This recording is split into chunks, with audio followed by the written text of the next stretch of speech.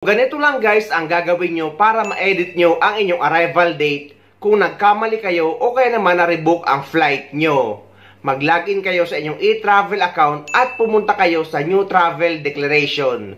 At dyan sa baba makikita nyo ang travel history. At dito sa travel history ay i-click nyo lang yung view or manage. At lalabas ito. I-scroll down nyo lang at i-click nyo yung edit. At lalabas ito. New Travel Declaration.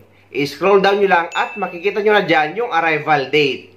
Pwede nyo nang baguhin guys at tuloy-tuloy na yan. Sa mga walang idea kung paano mag-register sa e-travel arrival card pauwi sa Pilipinas at e-travel departure card kapag pabalik sa ibang bansa, meron akong video tutorial guys na pinag-isa ko na sa iisang video para hindi na kayo magkamali at para may guide kayo na ilalagay ko sa description ng video na ito. Again, constant reminder lang po, 72 hours po, kailangan i-fill out na po natin. Prior to our flight, we can fill out na po our e-travel before departure or before arrival. So habang nag-i-empake po, pwede na po tayong mag-fill out.